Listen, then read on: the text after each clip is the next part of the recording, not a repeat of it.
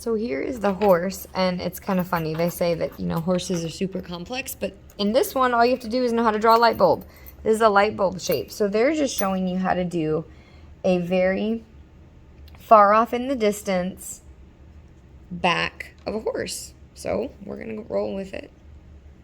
No one ever said you had to be like super detailed in painting.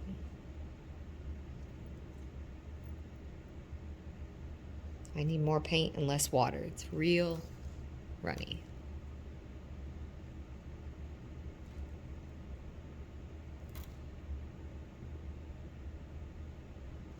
Okay, and then we have his neck coming this way.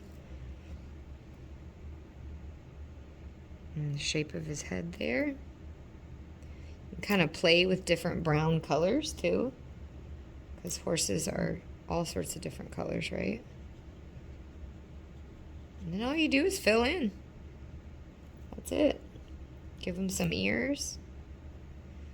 Again, remembering that when you do add paint, next to paint, they're going to mix. So if you want a real dark area that's different, like the tail, you got to wait for it to dry. So we'll be back with that.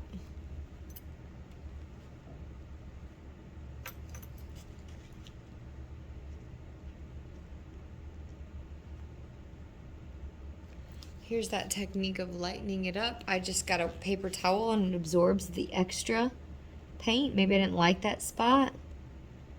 Doesn't erase it completely, but it lightens it up. When it's dry, I can go back in and add in a darker layer, but not until it's dry. Working in steps. So the horse has dried somewhat. So now I'm going to add in that darker mane color. This would be a good color. It's a little darker than his neck. Sometimes it's hard to mix the right color. That's when your color palette comes in nice and handy.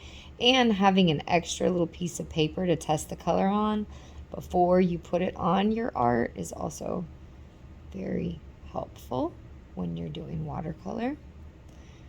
So I'm bringing in that dark. And if I don't want that hard line, in just a second, I'll kind of show you how to get rid of it. My horse has a big section there where it should be more neck. A little bit here, and then I'm going to come in dark with that tail. It kind of goes off like this, right? A little bit more water in it.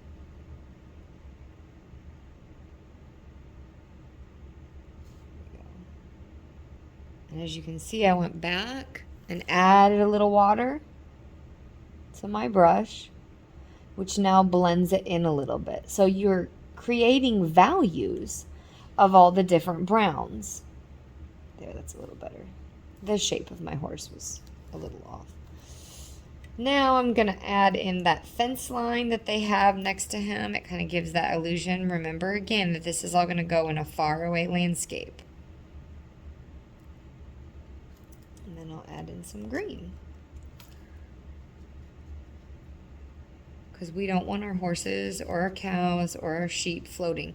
And you can see how I'm adding in that color and water.